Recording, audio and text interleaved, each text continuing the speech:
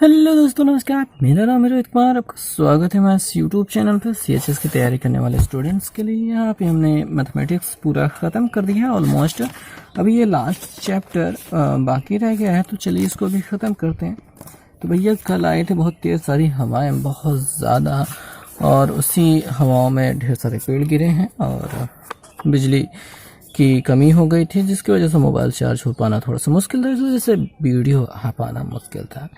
अभी चूँकि हमारा मोबाइल हो चुका है 2-3 साल पुराना, नया लेने की क्षमता नहीं है और इस वजह से इसकी बैटरी हो चुकी है ख़राब, लेकिन फिर भी काम चल रहा है।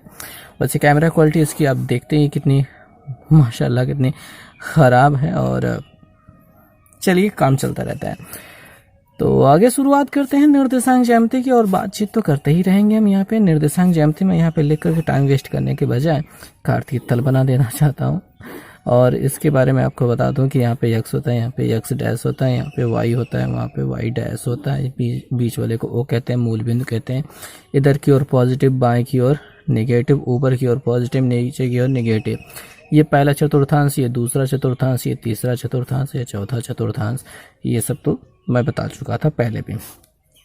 अभी कोई बिंदु की पोजीशन यहाँ पे कोई है तो वो प्लस में x फिर y, मतलब किसी भी बिंदु को दर्शाना होता है तो पहले x को दिखाया जाता है, उसको भुज कहा जाता है, और फिर y को दिखाया जाता है, उसको कोटि कहा जाता है।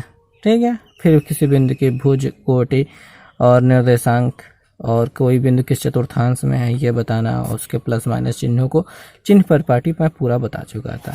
उसके बाद आ जाएगा तो आ गया था दो बिंदुओं के बीच की दूरी का सूत्र, जो कि d बराबर हो रहा था √x1 minus x2 whole square plus y1 minus y2 whole square.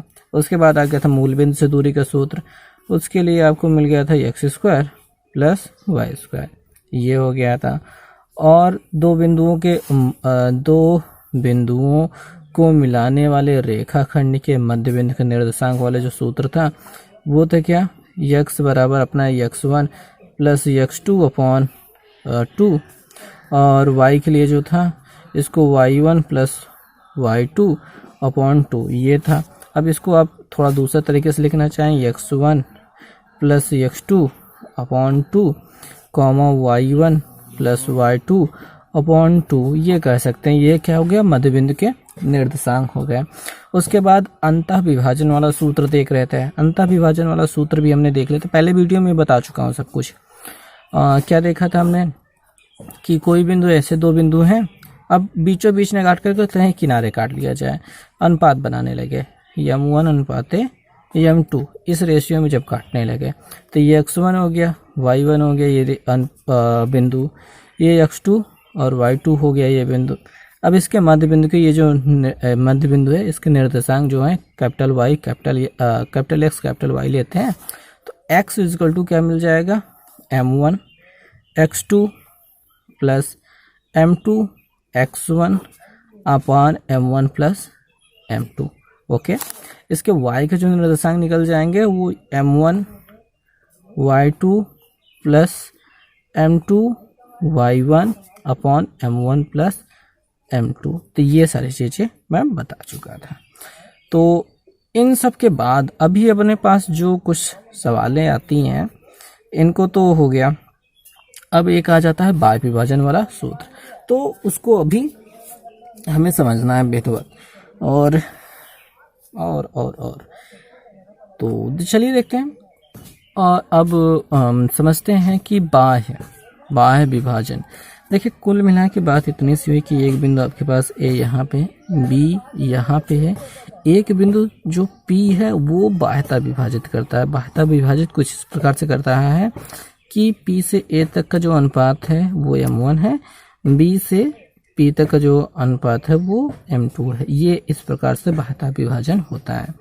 अब यहाँ पे ये अगर नहीं पच रहा है तो मान लीजिए कि ऐसा होता है। अभी इसके लिए फार्मूला जो है बहुत सिंपल सा है, यही पूरा फार्मूला यूज़ होगा। ठीक है। अब देखेंगे इसके बिंदु क्या हो गए, x हो गए, y हो गए। ठीक है, यही हमको निकालना है, x1 y1 और x2 y2 ये हैं, और m1 m2 बता ही चुके हैं।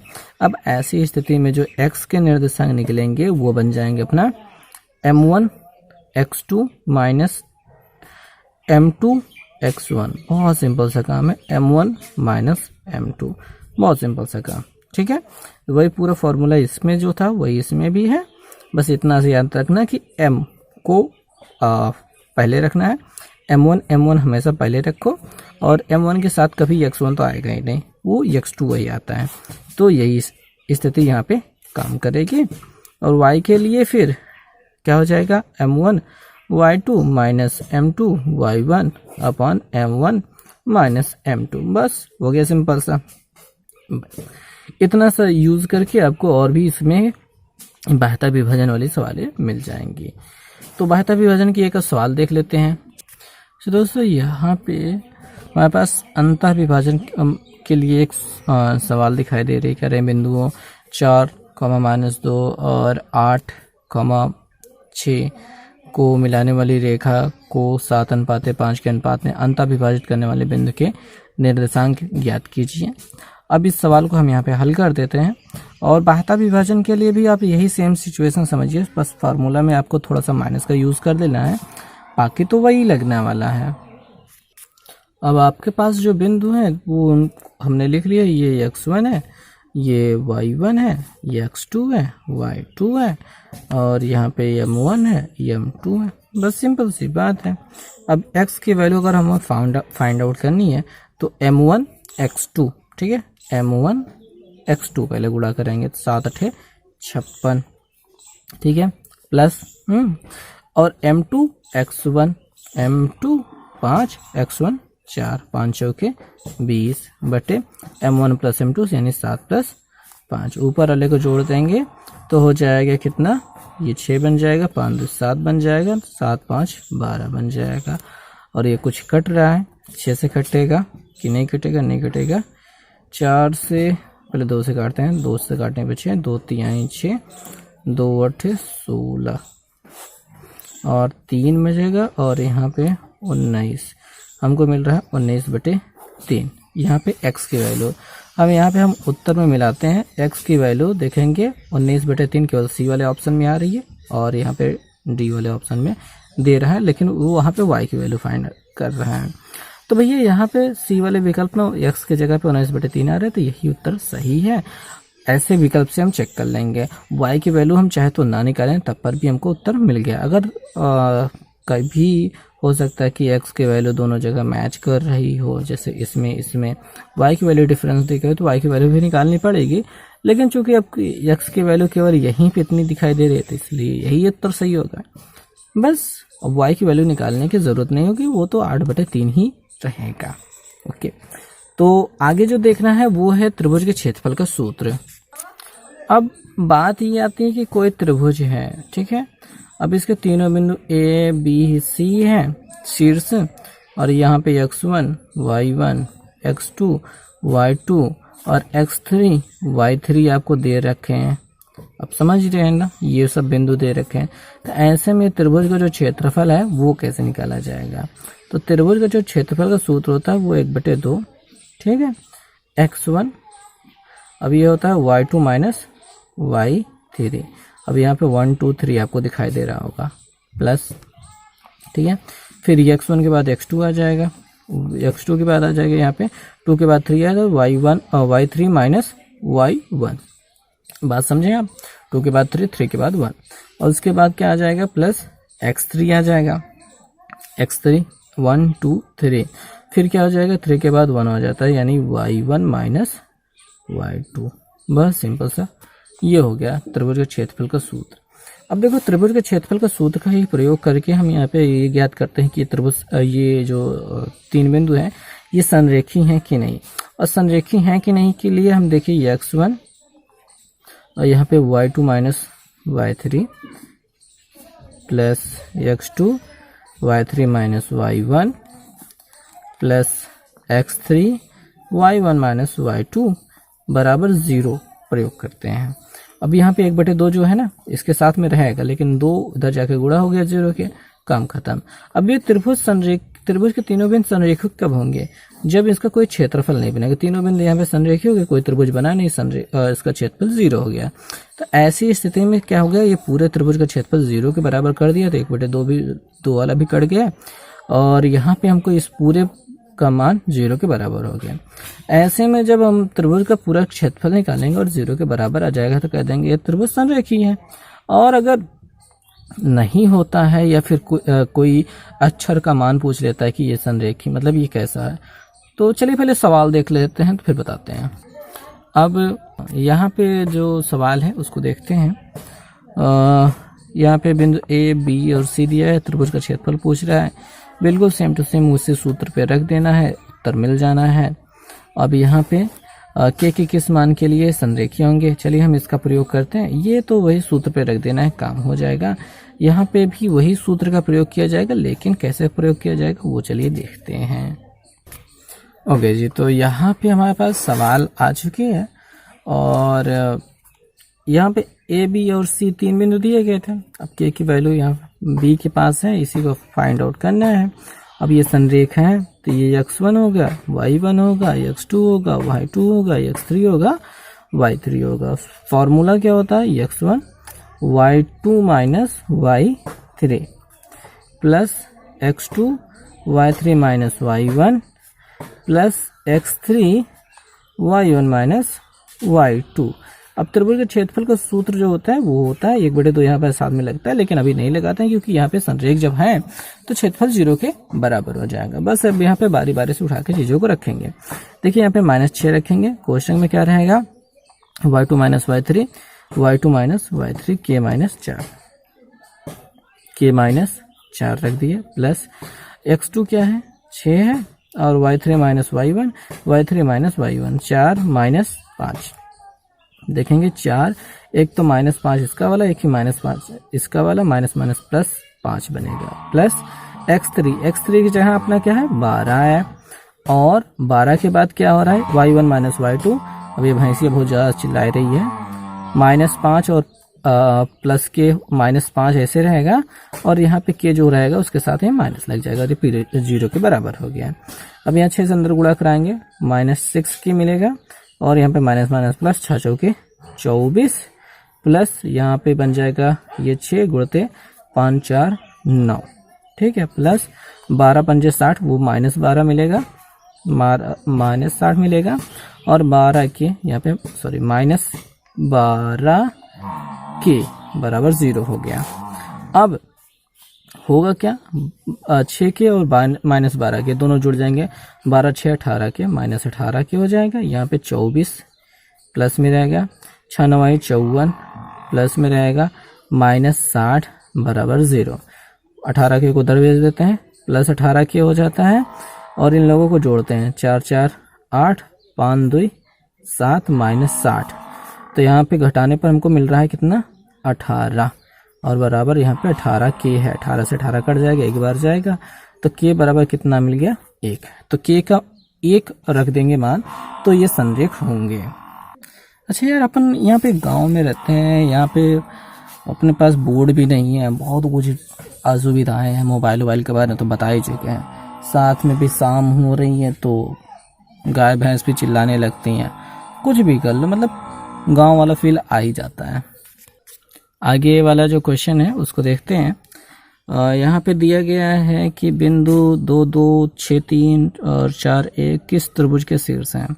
अभी यहाँ पे जो होगा तरीका संभवतः हम यहाँ पे कहेंगे तीनों भुजाओं के मान ज्ञात कर लीजिए, तब हो सकता है, या फिर और कोई तरीका यहाँ पे नहीं हो पाएगा। क्या करेंगे हम, 2 भुजाओं के मान, इन दोनों से 2 बिंदुओं के बीच की दूरी हम निकाल लेंगे, इन दोनों की निकाल लेंगे, इन दोनों की निकाल लेंगे। ऐसा निकाल के जब मिलेंगे भुजाएं तो फिर हम देख लेंगे समद्विबाहु त्रिभुज, समकोण त्रिभुज, विषमबाहु या फिर समबाहु कौन सा बन रहा है। देखिए समद्विबाहु तो दो भुजाएं बराबर हो जाए तो काम हो जाएगा। विषमबाहु त्रिभुज में कोई भुजा बराबर नहीं होगी। समबाहु त्रिभुज में तीन भुजाएं बराबर, लेकिन विषमबाहु और समकोण में थोड़ा सा ध्यान देना ये होगा कि पाइथागोरस थ्योरम अगर यूज करते हैं तो समकोण लगाएंगे, वो अगर पाइथागोरस थ्योरम पे काम नहीं हो पा रहा है तब विषमबाहु लगाएंगे, नहीं तो विषमबाहु और समकोण दोनों सेम भी काम करते हैं। ठीक है, तो आपको ये ध्यान देना होगा, तो ये काम हो जाएगा, आप कर लेंगे, बड़ा आराम से हो जाएगा। आगे है ये वाली सवाल बता देते हैं, उसके बाद इस वीडियो में अभी और भी चीज़ें देखनी है। त्रिभुज का क्षेत्रफल हो गया, संरेखता हो गया, अभी इसके त्रिभुज के केंद्रक के निर्देशांक, ये भी थोड़ा सा फॉर्मूला यहाँ पे देख लेते हैं, उसके बाद फिर आगे बात करते हैं। देखिए त्रिभुज के जो केंद्रक के निर्देशांक ज्ञात करने के लिए तीन तो हो गए, तीनों शीर्ष हो गए। केंद्रक के निर्देशांक ज्ञात करने के लिए x1, x2, x3 तीनों को जोड़ा और बटे 3 कर दिया, y1 + y2 + y3 अपॉन 3 कर दिया है। तो ये हो गया केंद्रक के निर्देशांक। तो वो केंद्रक आपसे पूछ लेता है कई बार, तो x1, x2, x3 अपॉन 3 और y1 + y2 + y3 अपॉन 3 कर देना है, तो केंद्रक के निर्देशांक मिल जाएंगे। अभी सरल रेखा के समीकरण से संबंधित ये चीज़ें बतानी है, तो उन चीज़ों को हम बाद में देख लेते हैं। अभी बाद में फिलहाल यहाँ पे सवाल की बात कर रहे थे हम। जो 7वीं सवाल है, कह रहे हैं कि किसी बिंदु के निर्देशांक 0,1 है तथा दूसरे बिंदु की कोड क्या है -3 है। यदि दोनों बिंदुओं के बीच की दूरी 5 हो तो उस दूसरे बिंदु का भुज ज्ञात कीजिए। अब यहाँ पे जो सवाल है बहुत प्यारी है, बिल्कुल वही दो बिंदुओं के बीच की दूरी का सूत्र लगाना है। भुज और कोट यहाँ पे दिया गया है, तो यहाँ पे अगर आपको भुज और कोट के बारे में नहीं पता है, कन्फ्यूजन सा है, तो आप गलत कर सकते हो। तो यहाँ पे चलिए सही तरीका बताते हैं। तो भाई बात इतनी सी रही कि एक बिंदु तो ये दिया है, दूसरा बिंदु क्या कोटि हमको दिया गया है, भुज हमको ज्ञात करना है, इसका दूसरे बिंदु का भुज क्या होगा। तो भुज और कोटि में अगर कन्फ्यूजन है तो भैया देखो, कोई इंसान अगर ऐसे खड़ा हो जाएगा, ये इसकी क्या है भुजाएं, ठीक है, अपना यक्स वाला क्या हो गया भुज हो गया, और ये कोट अगर पहन के खड़ा है, कोट ऐसे रहेगा तो इसको कोटि कह देंगे। तो कोटि यानी कि वाई वाला काम है, भुज यानी कि यक्स वाला काम है। तो दूसरे बिंदु के निर्देशांक के लिए यक्स हो गया और अब भुज हो गया, और कोट क्या हो गया वाई, कोट क्या हो गया -3 हो गया। अब यही आपके यक्स की वैल्यू फाइंड आउट करनी है, और इसके मान तो दिए ही हैं। तो x1, y1, x2 और y2 हो गया, और ये d हो गया दोनों बिंदुओं के बीच की दूरी। तो d बराबर क्या होता है √x1 - x2 whole square plus y1 - y2 whole square, ये होता है। तो d की जगह 5 रख देंगे। अब देखिए यहाँ पे ये अंडर रूट जो बना है उसको हटाने के लिए इधर स्क्वायर कर देते हैं। अभी यहाँ पे अंडर रूट नहीं बनाएंगे तो वो काम हो गया। 0 - x का होल स्क्वायर, ठीक है, x1 - x2 0 - x whole square plus 1 - 3 1 minus plus 3 whole square, ये काम बन गया। अब यहाँ पे x का जब होल स्क्वायर करेंगे तो x स्क्वायर मिलेगा, और यहाँ पे 3 1 4 4 चौके 16 मिल जाएगा। यहाँ पे 5 5 25 हो जाएगा, 16 इधर ले जाके घटा देंगे, ठीक है। तो x स्क्वायर बराबर हो जाएगा 25 - 16, 25 - 16। 25 में 16 घटाने पर हो जाएगा ये 9, x स्क्वायर बराबर 9 मिल जाएगा। x बराबर हो जाएगा √9 बराबर यहाँ पे +-3 मिलेगा, ठीक है। प्लस वाला 3 भी काम करेगा, माइनस वाला 3 भी काम करेगा। यहाँ पे कौन सा उत्तर सही होगा, ये प्लस वाला 3 दिया है, माइनस वाला 3 दिया है, +-3 दिया है, तो हमको +-3 सही करना है, यानी सी वाला विकल्प सही होगा। तो चलिए अभी बात करते हैं खत्म इस वीडियो में। हम आगे के जो सवाल हैं उसमें आपको मिल जाएगा। देखिए यहाँ पे अंतर विभाजन वाला बता चुके हैं, केंद्रक के निर्देशांक आप ज्ञात कर लेंगे। उसके बाद यहाँ पे रेखाओं के समीकरण आ जाएंगे। रेखाओं के समीकरण को हम अगले वीडियो में बहुत अच्छे से विधिवत से समझेंगे, क्या क्या चीजें होती हैं। उसके बाद हम यहाँ पे कूद पड़ेंगे, ठीक है। तो मिलते हैं नेक्स्ट वीडियो में, तब तक के लिए बहुत बहुत धन्यवाद, शुक्रिया।